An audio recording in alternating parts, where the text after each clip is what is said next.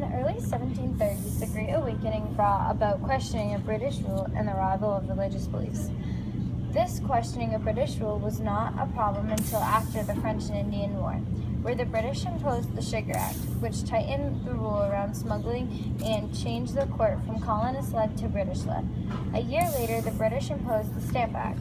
Britain needed to impose these taxes, though the colonists were upset with them because of the debt the French and Indian War had left. Tension increased between the colonists and British, thus leading to the battle between a group of soldiers and a mob of Bostonians, where a few Bostonians died and some injured. This event was known as the Boston Massacre. Paul Revere used this battle and made propaganda against the British to spark even more tension. 3 years of tension later, Bostonians became upset with the Tea Act, which had the ability to cut out colonial merchants from the tea trade. In response to the Tea Act, Bostonians dumped 18,000 pounds of tea into the Boston Harbor. This night was known as the Boston Tea Party. The British king, pressing for Parliament to act, asked them to pass the colonial named Intolerable Acts. The Intolerable Acts shut down the Boston Harbor and allowed British soldiers to occupy homes. The colonists, fed up, had formed civilian soldiers, also known as Minutemen, stockpiled munitions and firearms, and fought British soldiers on the Lexington Road in Concord. 2 months later, when Minutemen dug in on Breed's Hill, north of Boston, a British general sent his men to attack them and succeeded on the third wave due to shortage of ammunition for the colonists.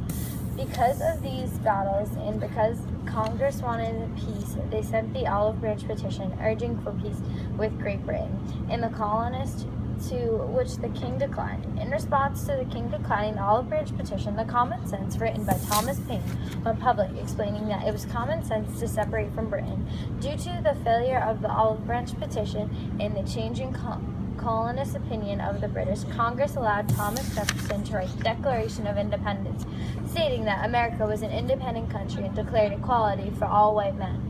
George Washington was then appointed commander of the Continental Army. Through the winter of 1777 and 1778, Valley Forge outside of Philadelphia served as the Continental Army's camp. Morale was low, and not many had hopes for victory. Many battles at the beginning of the war was British won until the Battle of Saratoga, where British soldiers were surrounded and surrendered. This defeat of the British changed Britain's war strategy and bolstered French trust in the Americans, to which they agreed to help them gain their independence.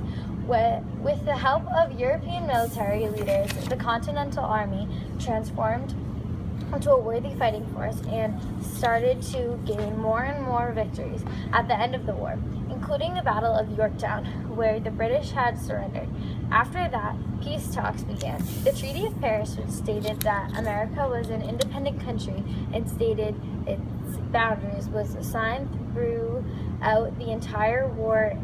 Egalitarianism was a common thought among all patriots that all men were equal.